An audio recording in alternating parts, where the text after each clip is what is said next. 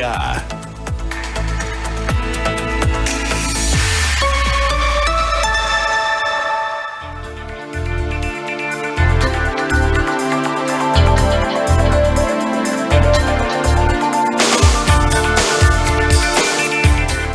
Santa Maria. Começa agora o DNA, o programa de entrevistas que revela a identidade da nossa gente aqui na CDN. Eu sou a jornalista Luísa Neves e o DNA conta com a técnica do nosso amigo Marcelo Cabala e produção de Ana Júlia Miller. Na próxima hora, nós te convidamos a conhecer um pouco mais da história de algumas personalidades que se destacam em diferentes áreas de atuação em Santa Maria e aqui na região. E para falar um pouquinho mais sobre o nosso entrevistado de hoje, a gente volta para o ano de 1944. No Brasil, o presidente era Getúlio Vargas. E o país enviava as tropas da Força Expedicionária Brasileira para os campos de batalha na Itália, na Segunda Guerra Mundial. Aqui em Santa Maria ocorria a primeira transmissão externa da Rádio Membuí e também a emancipação de São Martinho da Serra. Faleceram em 1944 o jornalista, escritor e político brasileiro Alcides Maia e o pintor brasileiro Eliseu Visconti. Nasceram nesse mesmo ano, 1944, o cantor e compositor Chico Buarque, a atriz e cantora brasileira Zezé Mota, a atriz Irene Ravache e o dramaturgo e escritor Aguinaldo Silva. E no dia 24 de novembro de 1944, nasceu o nosso convidado de hoje, Odilon Marcuso do Canto. Boa tarde. Boa tarde, Luísa. Boa tarde a todos os ouvintes. Uma satisfação estar aqui nessa rádio. A satisfação é nossa em recebê-lo aqui e conhecer um pouquinho da sua história. Hoje nós vamos conhecer toda a trajetória, né? Até os dias de hoje, esses dias em Itaara. Odilon é santamariense, filho do comerciante Eurico Soares do Canto e da dona de casa Dileta Marcuso do Canto. Cresceu ao lado de 6 irmãos e estudou no Colégio Santa Maria e foi escoteiro na tropa Tupanciguara. Professor aposentado de Física Atômica e Nuclear da Universidade Federal de Santa Maria, onde se formou em Engenharia Civil em 1968. Já ministrou aulas em diversos cursos de graduação e pós-graduação da Universidade Federal. Ocupou também cargos administrativos na UFSM, como chefe do Departamento de Física, diretor do Centro de Ciências Naturais e Exatas e reitor da nossa universidade de 1993 a 1997. Foi presidente da Fundação de Ciência e Tecnologia do Rio Grande do Sul, tá certo? Sim. De 1999 a 2002, membro do Conselho Deliberativo do CNPq e do Conselho Superior da CAPES e presidente do Conselho Deliberativo da Sociedade Brasileira de Meteorologia. Metrologia. É diferente, né? É diferente. Uma trata do tempo, a outra trata de medidas e pesos. Até vou arrumar aqui pra gente falar dessa diferença, então. Em 2009, ocupou o cargo de presidente da seção latino-americana da American Nuclear Society. Perfeito. Casado com Suzana, Odilon é pai da Daniela, do Leandro e do Lucas. Avô da Camila, do Rafael, da Carolina, do Felipe e Gabriela e é bisavô da Helena. Professor Odilon, que currículo e quanta contribuição na nossa ciência local e também nacional. Me conte um pouquinho do menino Odilon, da sua infância, onde foi criado, tinha irmãos, como que era o seu contexto familiar? Pois é, uma família de 7 irmãos e eu sendo o irmão do meio, né? Dá para ver que naquela época certamente a minha mãe se via as turras para tratar de todos, né? Então eu sempre fui assim, alguém que buscou por conta própria as coisas, sabe? Sempre procurei me satisfazer com o que eu buscava, né? A nossa família era uma classe média, vamos dizer assim. Meu pai é comerciante na cidade, um comerciante de longa história na cidade, mas sempre no pequeno comércio, um comércio que não era assim, lojas enormes, né? Então a vida da gente era uma vida muito contida, muito regrada em termos de possibilidades, né? E a gente se virava com o que tinha, né? Qual era o bairro ali, em que região? Eu nasci onde hoje tem um colégio de freiras na Avenida Medianeira, logo abaixo do santuário ali. Depois o meu pai vendeu, nossa, era uma chácara, eu nasci ali, vivi ali até os 6 anos. Aí meu pai vendeu a chácara e nós nos mudamos para o centro da cidade porque ele havia construído. Aliás, é interessante, tu disseste que a Rádio Medianeira, a Rádio Imembuí iniciou as transmissões justamente no ano que eu nasci. Pois o segundo local da Rádio Imembuí foi no prédio do meu pai, na esquina da Dr. Bozano com Floriano Peixoto, para onde a gente se mudou em 1951, vindo lá da chácara que foi vendida para as freiras. Então a gente sempre teve uma conexão meio rural, assim, porque o meu pai sempre teve uma propriedade rural, né? Ele vendeu ali na Medianeira, comprou no Passo das Tropas, então eu sempre tive uma conexão meio rural, assim, com, sabe, uma familiaridade com os bichos, tratando de animais, então me deu assim uma certa visão diferenciada do guri criado em cidade, criado no asfalto, né? E assim, o seu contexto as brincadeiras, professor Odilon, de que vocês brincavam ali, né? Pois é, como as possibilidades, hoje a criança, os brinquedos vêm pronto, né? Nós tínhamos que construir os nossos brinquedos, então a gente brincava sempre, evidentemente, fora de casa, né? A gente entrava para dentro de casa só na hora de dormir e de comer, só né? Tava bem escuro, já, exatamente, né? E a gente procurava brincar. Cheguei a brincar com ratos, né? Ratos, professor Odilon? Era uma brincadeira que a gente gostava muito, eu e uns dos meus amigos, era ir pro paiol onde tinha milho, a gente sabia que tinha rato e ficava caçando rato. Então a gente pegava um porrete, alguma coisa assim e bancava o caçador, mas caçador de rato. Bem coisa e nos divertíamos. De guri arteiro. E nos divertíamos assim, né? O senhor lembra assim dos principais ensinamentos, aquela frase do pai, da mãe? O senhor com certeza cresceu trabalhando no comércio, né? Com o pai ajudando. Não, a gente não participava muito, não participava muito. O pai, a frase básica do pai é assim: estude, porque quem estuda sempre cai de pé. Então essa é a frase que cunhou a minha percepção do meu pai, né? Minha mãe sempre foi muito amorosa, muito uma italiana, né? Uma gringa assim, muito dedicada à família, então bastante amorosa nesse aspecto. Aliás, toda a família, eu tive muito contato com a família da minha mãe, os meus avós maternos, nós moramos juntos durante muito tempo ali naquela chácara, então e eu nas férias, depois que a gente mudou para a cidade, eu gostava muito nas férias de passar as férias com eles, então eu tive muito essa questão assim do sentimento, da coisa da parte da família da minha mãe, né? Da minha mãe. Mas meu pai era muito severo, porque ele vinha de uma situação também muito ruim, porque era de uma família extremamente pobre. Ele começou a trabalhar muito cedo para conseguir e conseguiu, vamos dizer, o vencer na vida, quer dizer, ter condições de manter uma família, né? Com trabalho duro e agora ele sempre, isso é muito interessante porque numa época, tu vê nos anos 50, né? A criação que ele dava para os meninos e as meninas era a mesma, né?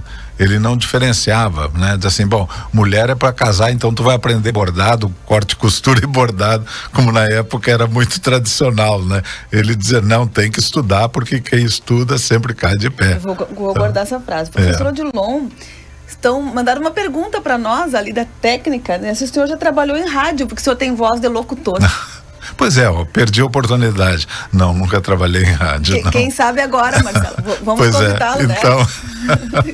Voz de locutor, mas dá para ouvir o professor Odilon na sala de debate quando ele voltar. Pois é. Professor Odilon, e o seu pai sequer imaginava que o filho se tornaria um reitor de universidade, né? Certamente não. Então, essas frases, esses ensinamentos dele, com certeza o senhor deve ter dado muito orgulho para ele, os seus irmãos, no sentido de realmente ter levado a sério, a risca, né?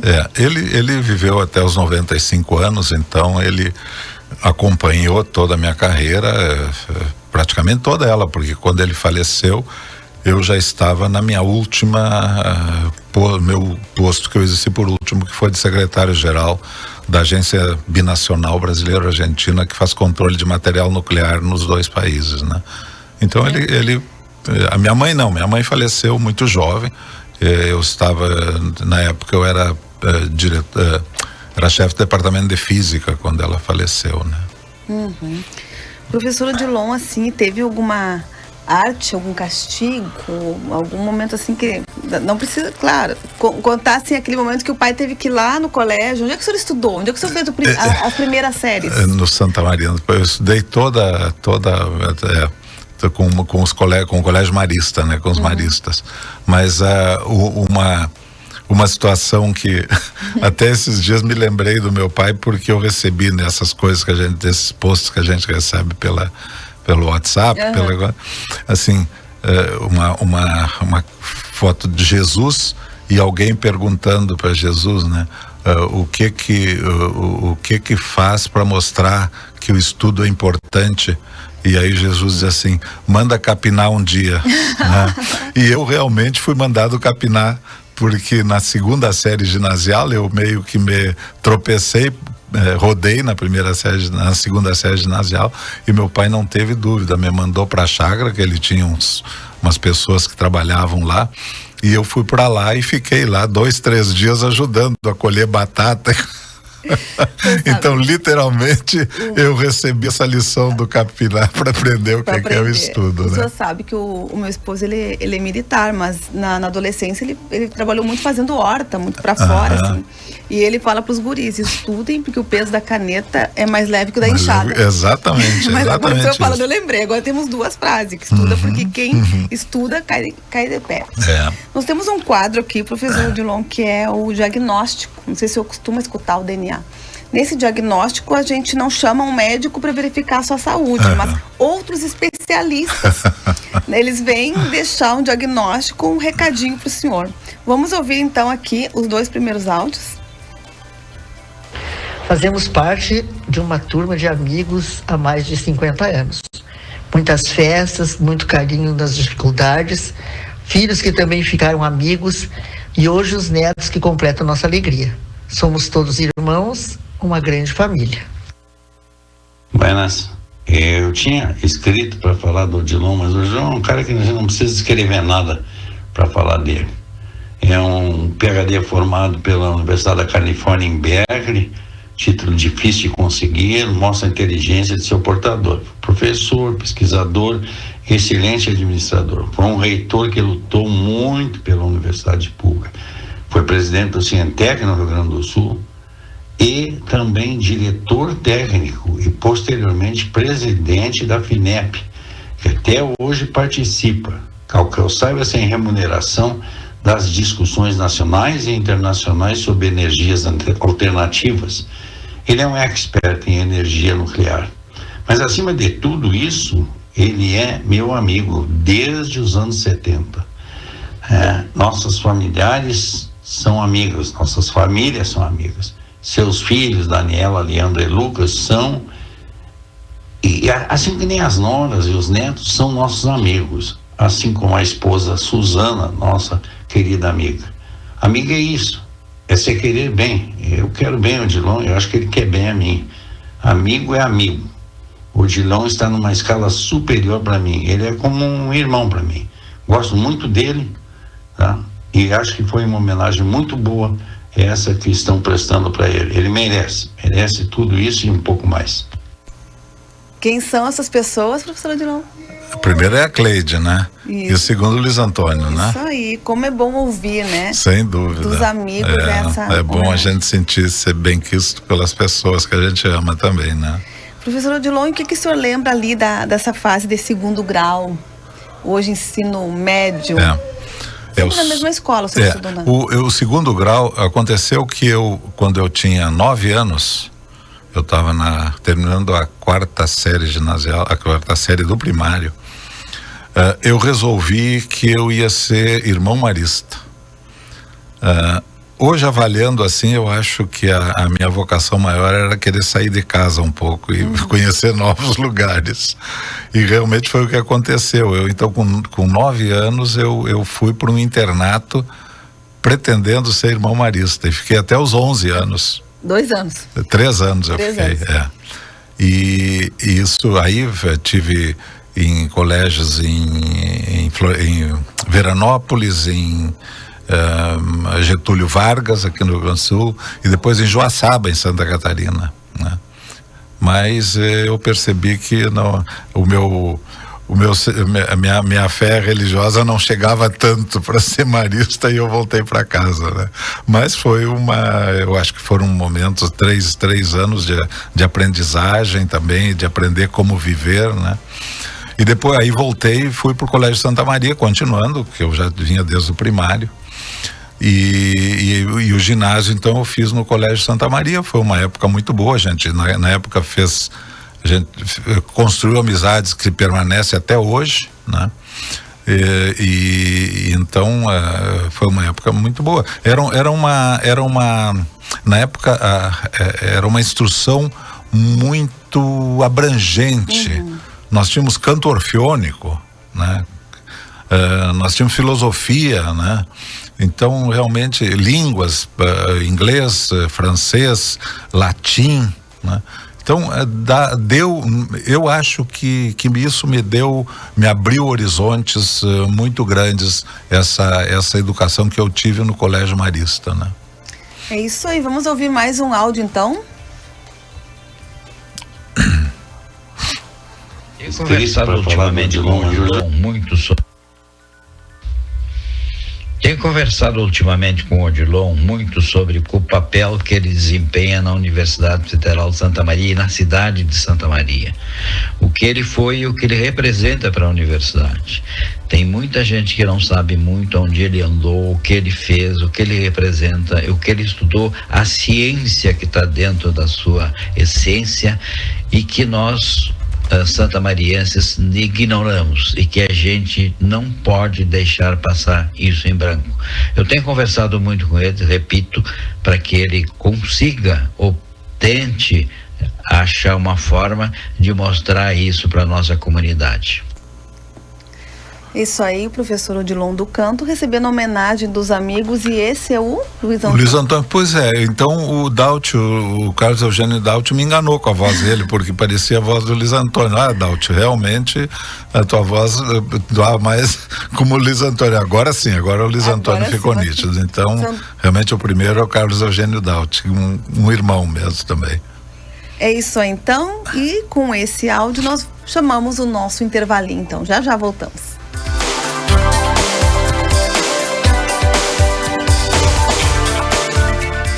A Rede Causo mais cresceu e trouxe ainda mais facilidades e benefícios para a sua família. Agora, Santa Maria conta com a Causo Mais Kids, uma clínica especializada nos cuidados de crianças e adolescentes, que atende através do cartão Causo Mais, outros convênios e de forma particular. Causo Mais Kids, mais cuidado para quem mais importa. Na Policlínica Wilson Aita, sala 712, fone 3033-7191. Quem estava com saudade da tradicional feijoada do Diário já pode comemorar. Vem aí, edição especial 20 anos do Diário. Dia 25 de junho, às 11 horas, no Parque Hotel Morotim. Parte do valor será revertido para entidades de Santa Maria. Garanta seu ingresso com as entidades beneficiadas ou com o Diário. Mais informações pelo WhatsApp 55991434097. Patrocínio Coca-Cola sem açúcar, Domitila Wear & Shoes, Bravier Imóveis, Unicred, Conceito Laser, Abracadabra Festas, Dermapele, Unimed, Norberto da Cas, Farinha de Trigo Maria Inês, Casalar, Shopping China, Fundação Eni e Sicredi.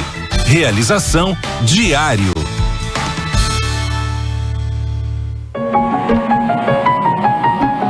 Bevilacqua, indústria de artefatos de concreto em Santa Maria, produzindo blocos, tubos e pisos intertravados de qualidade. Conheça os nossos produtos pelo Instagram, @Bevilacqua Pré-Moldados, ou acesse nosso catálogo pelo site www.bevilacquapremoldados.com.br. Bevilacqua, qualidade em artefatos de concreto.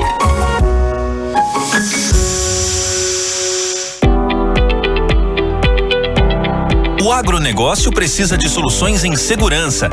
Na Securi, os projetos são personalizados. Monitoramento de armazéns de insumo, cercamento eletrônico, portaria remota e muito mais.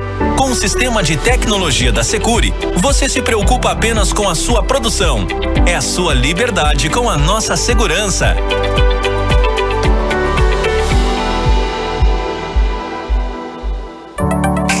Chegou em Santa Maria a Clínica Face Doctor, especializada em rejuvenescimento e harmonização facial. Franquia focada em procedimentos não invasivos e já conhecida pela sua qualidade e sensibilidade com a particularidade de cada paciente. Está localizada na Rua Marechal Floriano Peixoto, número 13, 57, Sala 1, Centro. Venha nos conhecer e faça uma avaliação. Ligue 55 999 44 0405.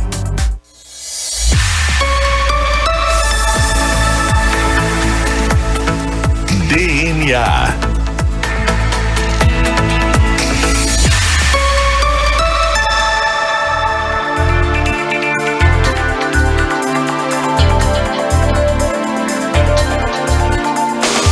Estamos de volta com o DNA, a identidade da nossa gente. Eu sou a jornalista Luísa Neves e sigo ao lado do nosso entrevistado de hoje, Odilon do Campo.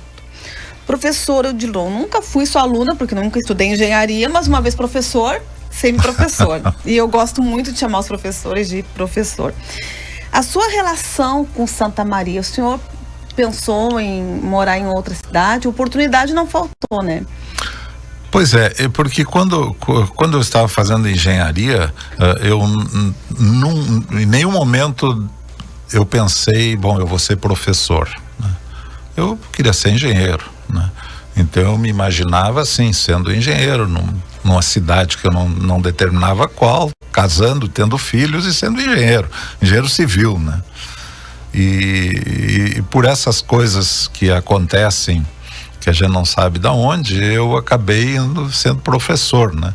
Porque eu estava trabalhando na época como engenheiro civil, aliás, estava construindo aqui a estrada Santa Maria-São Cepé. Nós estávamos preparando para o asfalto. Eu trabalhava numa empresa que era de Porto Alegre, e aí nas quartas-feiras, telefone não existia, não tinha telefone em casa, pouca gente tinha telefone.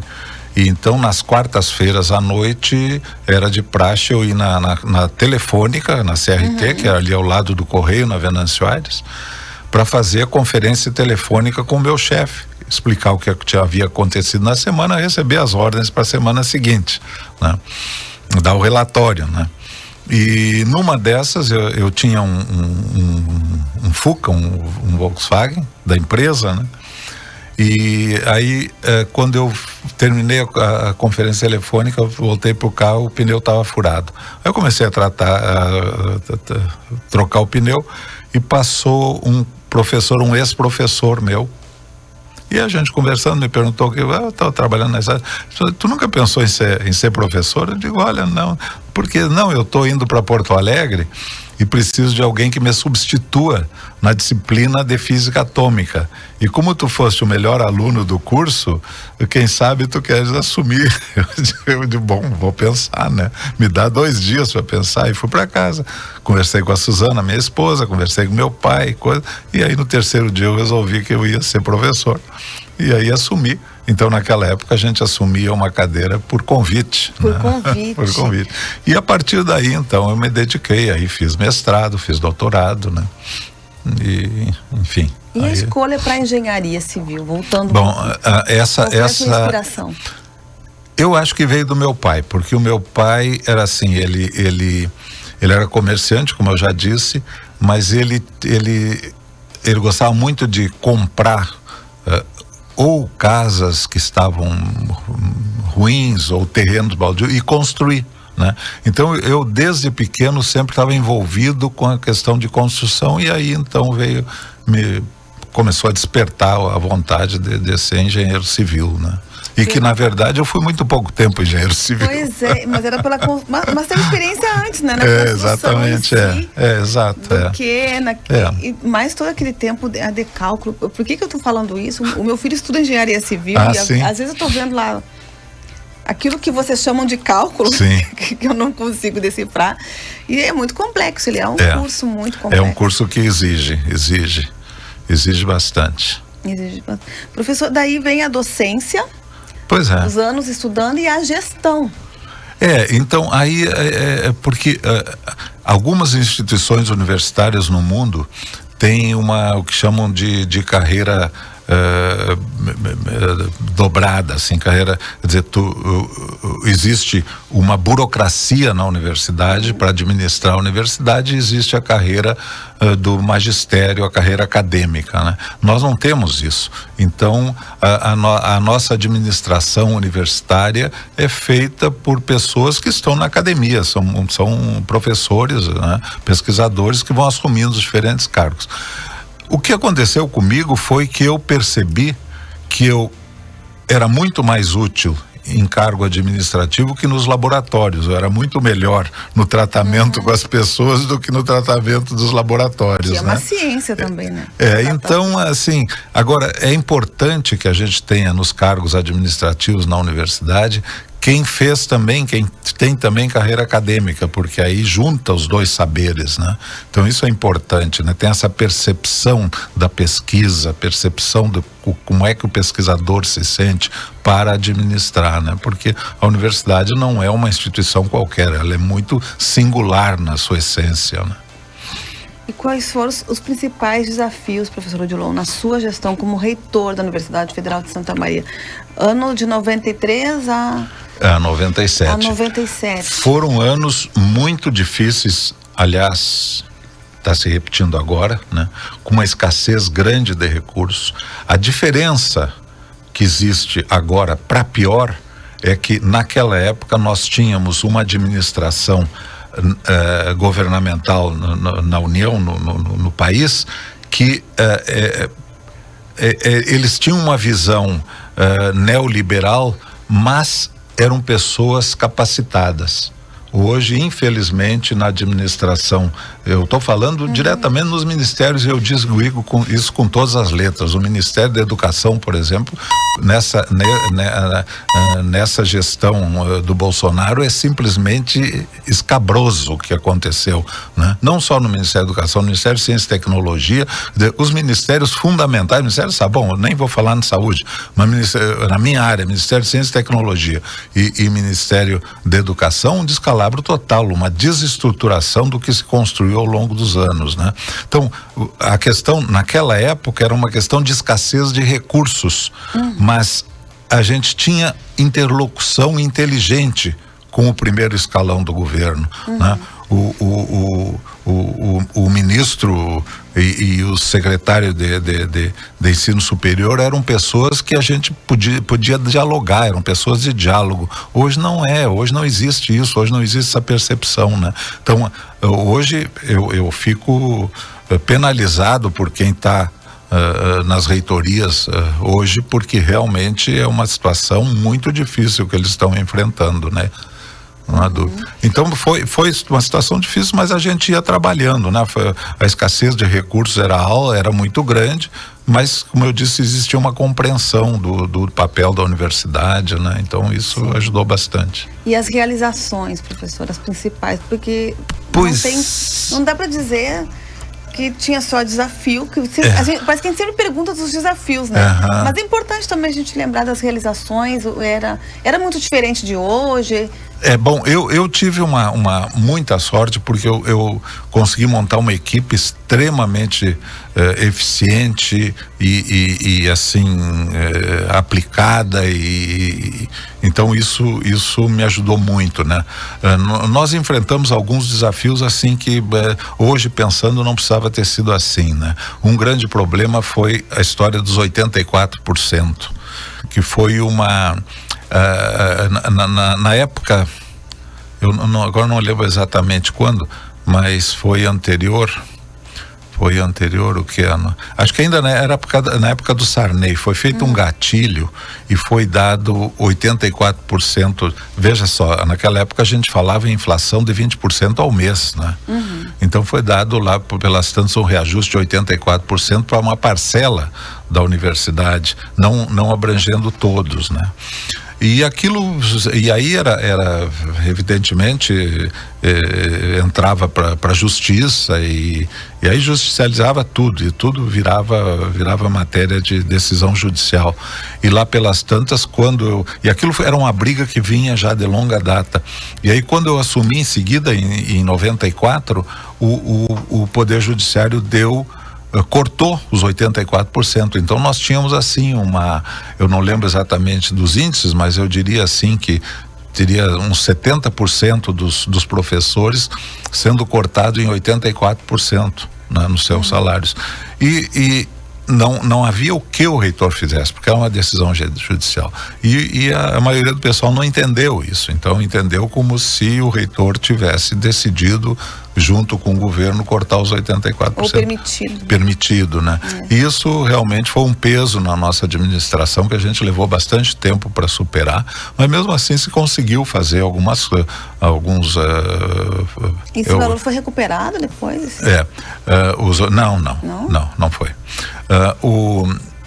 Eu acho que uma das maiores realizações que eu computo foi o estabelecimento de um programa diferenciado de vestibular, o PEIS, Programa de Ingresso à Universidade diferenciado, que até eu fiquei muito feliz em saber que a atual administração da universidade está trabalhando para recompor o PEIS, né? Porque eu acho que é um programa fundamental, porque ele faz a interação entre a universidade e o ensino médio, que isso é fundamental. Quer dizer, as universidades têm que se compor junto com os professores, as escolas de ensino médio, para levantar o nível, principalmente da escola pública, né? Que já se acompanha desde o primeiro ano, né? Exato. O aluno que é aplicado, eu acho que é o melhor. É impressionante os resultados que se teve naquela ocasião. Eles são assim, claramente demonstram a certeza desse tipo de ação, né? Porque tínhamos ações pedagógicas onde havia uma interação forte dos professores do ensino médio com os professores da universidade. Eles vinham para a universidade, passavam uma semana aqui com os professores, tendo sintonia e mais, se notou que os pais e os alunos começavam a se interessar mais pela escola. Nós tivemos testemunhos assim importantíssimos, né? Porque os alunos eles faziam o exame vestibular na sua cidade, eles não tinham que se deslocar para Santa Maria. Que uma coisa que eu sempre colocava, como é que nós vamos dizer que o vestibular é algo democrático quando nós colocamos um guri que vem lá do interior de Santiago para fazer o vestibular aqui, que tem muitas vezes parar num acampamento no campus porque não tem dinheiro para parar em hotel, e nós comparamos essa situação com do outro, que os pais estão aqui na cidade, levam de carro até a porta da universidade, estão ali dando todo o suporte, né? Então o aproximou Sim, a gente tinha testemunhas assim de pais lá de uma escola do interior, diz, olha, agora nós estamos até arrumando a escola, porque nós sentimos que pela primeira vez que o nosso filho vai poder cursar a universidade, né? Ai, que coisa linda. Então eu considero assim o PEIS como um grande ponto da nossa gestão. Ficou, né? até que ano o PEIS? Olha, se não me engano, até 2007. Não tenho bem certeza, 2007, mas é por aí. Também. Tomara que volte. Vamos ouvir mais 2 áudios, então? Enquanto o professor respira. O Odilon sempre foi uma referência para a família, por ser muito ponderado, muito equilibrado, mas, por outro lado, ele sempre foi muito bem-humorado, muito brincalhão. Só para dar um exemplo, uma das boas lembranças que eu tenho da infância, uma vez ele juntou toda a meninada da família, os filhos, sobrinhos, para fazer a lavagem do carro. No verão, a gente foi lavar o carro, todo mundo molhado, ensaboado, ele coordenando a operação com a mangueira, molhando, tava todo mundo molhado naquela farra, e aí a filha dele estava do lado, toda sequinha, bonitinha, incomodando, que ela queria pegar a mangueira para molhar os outros, mas ela queria ficar sequinha, bonitinha lá. E aí ela ficou um tempo lá gritando que ela queria mangueira, e a molecada lá naquela farra, e daí o Odilon, em vez de dar mangueira para ela, ele virou a água e deu um banho nela, ela saiu toda molhada, então foi uma coisa bem engraçada, uma das boas lembranças aí da infância. Ele é um cara legal, sempre me ajuda quando eu preciso dele, e eu gosto realmente de ter a companhia dele, mesmo que às vezes ele me incomode um pouco, mas ele é uma pessoa boa e ele certamente é uma das pessoas, se não a pessoa mais inteligente que eu conheço. Assim, não tô querendo ofender ninguém. Reconhece aí, professor? O Rodrigo, meu sobrinho, foram buscá-lo na Áustria para fazer a... Sim, na Áustria, para deixar ele pronto. Agora, a outra voz eu não consegui reconhecer. O neto, o Rafael? É o Rafa. O Rafael. Mas o que são as lembranças, né, do tio, lavar o carro, família? Bom, o Rodrigo, ele é paulista, então eles moraram sempre em São Paulo. Depois ele se formou em engenharia e foi para a Europa e mora na Áustria há muito tempo.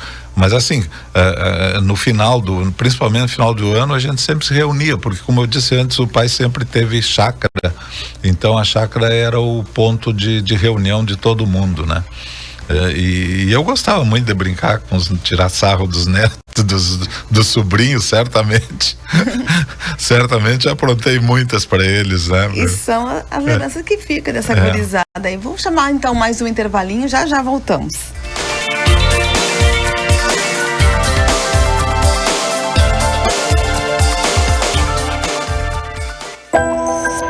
Muita gente convive com o frio e com a fome. Doe agasalhos, cobertores, alimentos não perecíveis e cestas básicas. Em Porto Alegre, doe na Central de Doações da Defesa Civil, Brigada Militar, Corpo de Bombeiros, Rede Zafari Bourbon e Sesc. No interior do estado, doe nas prefeituras, Brigada Militar, Corpo de Bombeiros e no Sesc. Doe de coração. Campanha do Agasalho, Defesa Civil e Governo do Estado do Rio Grande do Sul. Minuto Jurídico, com o Dr. Átila Abela. O Instituto Nacional do Seguro Social, o INSS, começa a pagar hoje a segunda parcela do 13º salário dos aposentados e pensionistas que recebem acima do salário mínimo. O 13º é pago agora para os benefícios ativos de auxílio por incapacidade temporária, auxílio acidente, auxílio reclusão, aposentadorias e pensões do INSS. Em 2020 e também em 2021, o governo já havia antecipado o pagamento do 13º salário dos beneficiários do INSS. A justificativa era para aliviar os impactos econômicos da pandemia da Covid-19. Historicamente, o 13º salário do INSS era pago no segundo semestre, geralmente em agosto e novembro. O calendário segue o número final do benefício e será pago até o dia 7 de junho. Para consultar valores, basta acessar o site ou o aplicativo Meu INSS. Minuto Jurídico, com o Dr. Átila Abela.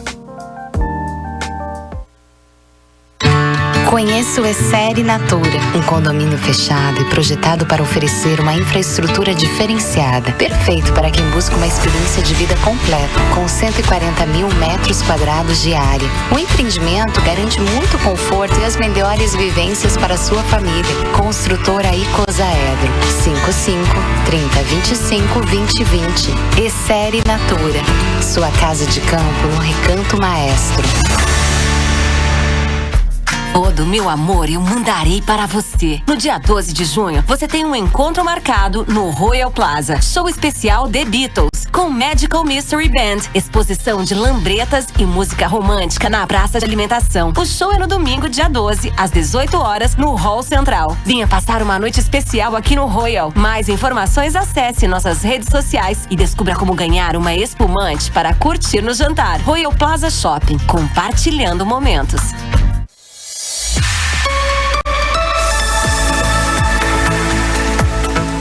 DNA.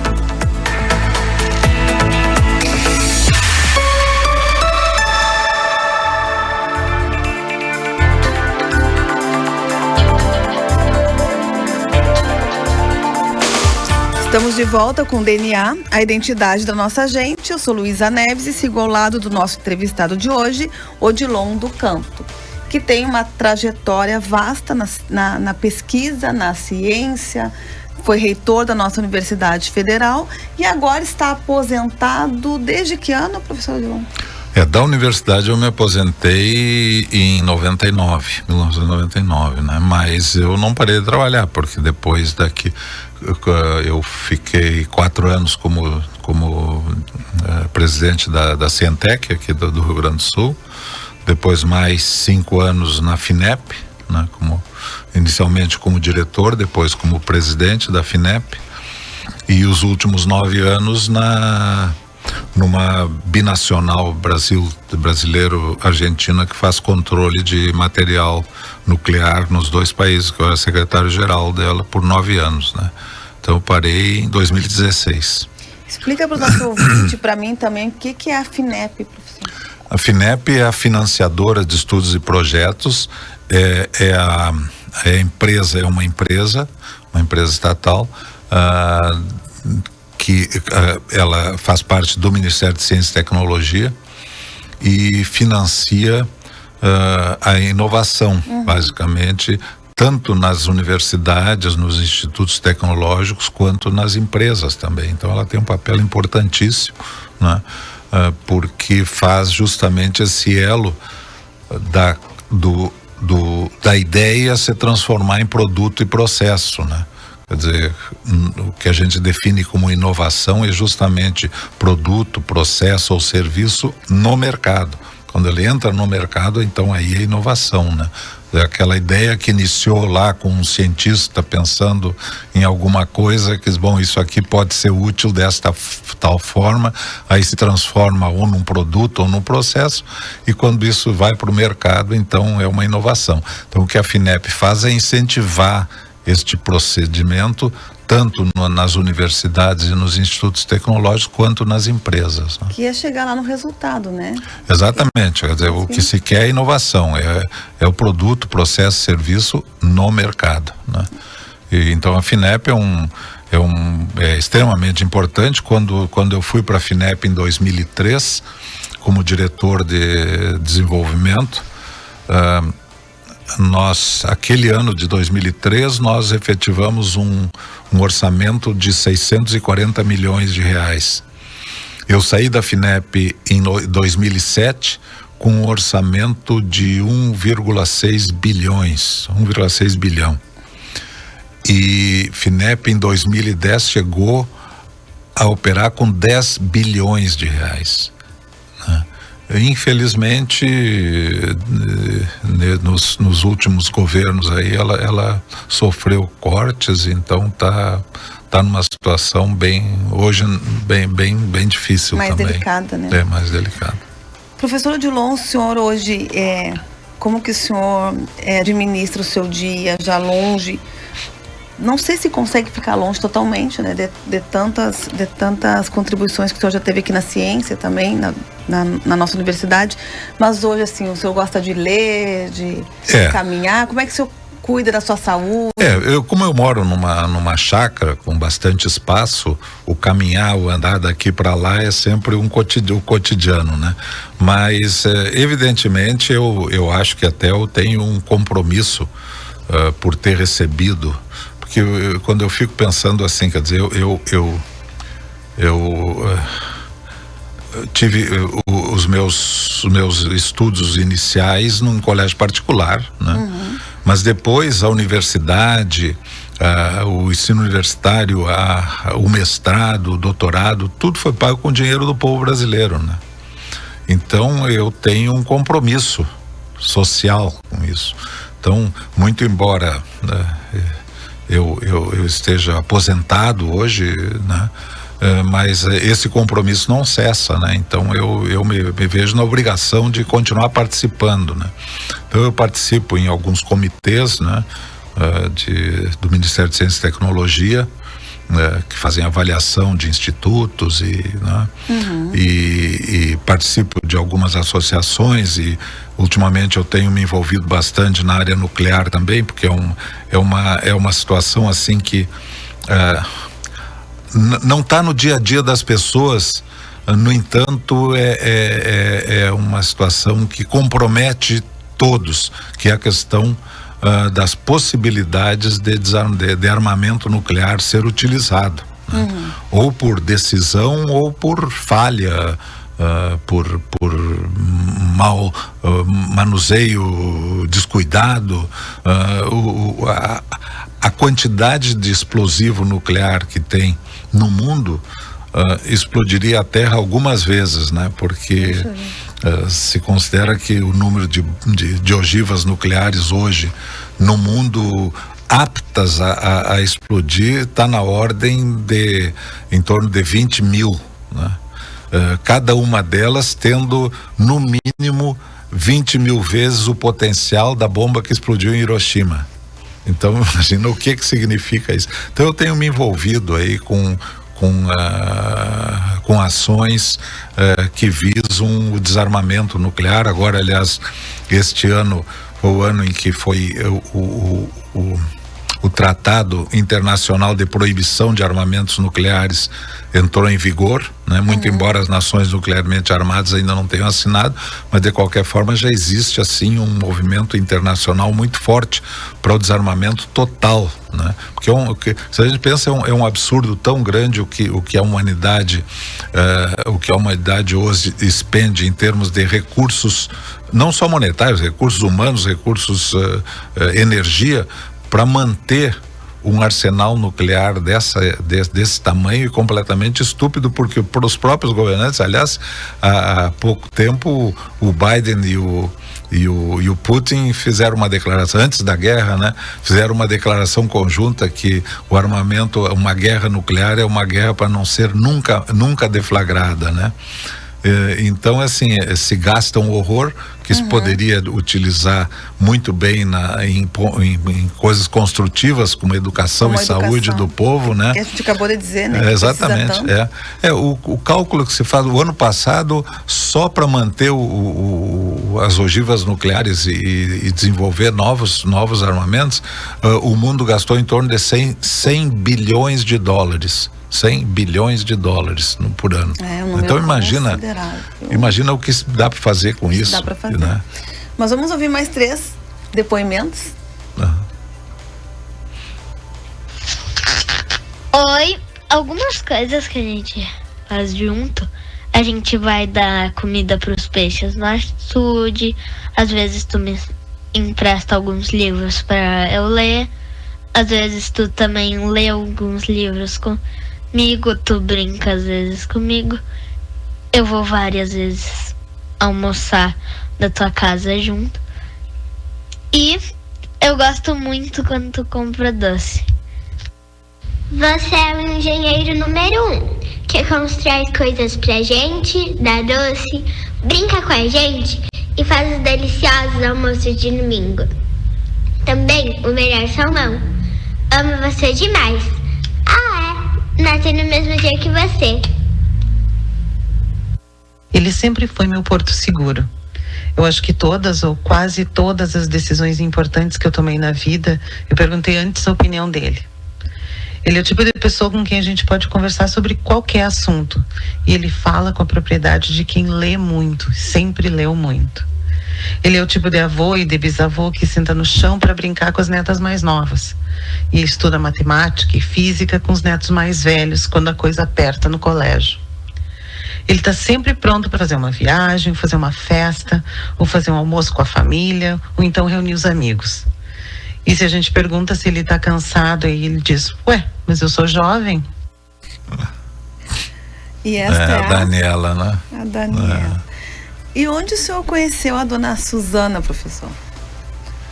Na faculdade, aqui em Santa Maria? Não, eu acho que eu conheci a Suzana na casa dela, se não me engano. Porque num determinado momento fui convidado para uma festinha na casa de alguém e o alguém era ela. E aí eu acho que foi quando nós nos conhecemos, segundo estou me recordando assim.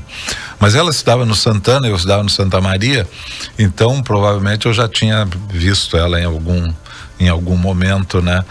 Nessas, enfim, foi daí, aí aquela rotina assim de ficar olhando, aí ir no baile ou numa reunião dançante no Cacheral e dançar, né? E enfim, e aí começar a estreitar os laços e a partir daí ter coragem de chegar na casa e pedir para namorar, né? Pedir para namorar. Quantos anos essa história?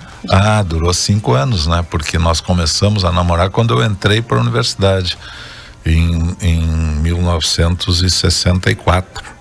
E hoje essa história toda soma? 53 anos. 53. Não, 53 anos de casado, né? Mais os 5 anos, né? Imagina. É uma história, né? Uma vida toda. Professor Odilon, família, né? O senhor gosta de reunir, então, os filhos, os netos, a sua volta, todos moram aqui ou algum mora em outra cidade? Pois é, nós temos a sorte de ter todos eles aqui em Santa Maria. Eu e Suzana que saímos muitas vezes durante toda a nossa trajetória, porque eu assumi muitos cargos daqui fora da cidade, então a gente muitas vezes ficou fora, mas os filhos, nós temos a sorte de ter todos eles, os 3, aqui bem perto de nós, né? E eu acho que família é o que dá aquela base pra gente, de sustentação pra gente, né? E o senhor gosta de cozinhar pros netos, então? Olha, eu não sou grande cozinheiro, né? As minhas habilidades se resumem aqui. A Carolina gosta muito do salmão que eu faço, né? Faço assado com ervas e coisa, ela gosta muito desse salmão, né? Mas então minhas habilidades culinárias são poucas, mas já marca, né? E churrasco, né? Aí sim, aí no churrasco a gente sai bem, né? E eu falo muito, né, que as nossas habilidades, poucas que sejam, elas criam memórias afetivas. Exatamente. Né? Porque eles sempre vão lembrar da mãe, do pai, do avô. Em alguma característica, pela né? Culinária. Exato. Professor Odilon, nós temos 1 minutinho ainda. Eu vou fazer uma perguntinha rápida, você vai responder com 1 ou 2 palavras. Tentar. Tá? Olhando para trás, do que o senhor mais se orgulha na sua trajetória? Olha, de estar sempre pronto para aprender. Tem algum arrependimento? De não ter feito mais. Uma saudade? Dos meus irmãos que já se foram, da mãe e do pai. Um sonho? De continuar vivendo e ajudando de alguma forma. O que lhe dá paz? Saúde. E o que tira a paz do professor Odilon do Campo? Ver a situação que está o nosso país hoje. Um lugar em Santa Maria? Itara, fora de Santa Maria, mas... Uma palavra que lhe defina? Busca. Busca, né? Um eterno aprendiz. Exatamente. Né? Como o senhor disse, que nunca se cansa de aprender. Quero agradecer então a sua participação aqui no DNA, ter aceitado o nosso convite, essa conversa que foi tão produtiva aqui pra gente, tão boa assim nessa tarde de inverno aqui, o senhor descer ou subir? Descer de Itara pra cá, né? Para estar conosco e convido o senhor a voltar. Muito obrigado, é uma satisfação, uma honra para mim ter recebido esse convite. Obrigado. E o DNA então fica por aqui e nós voltamos amanhã às 4 da tarde com mais uma trajetória de vida da nossa gente.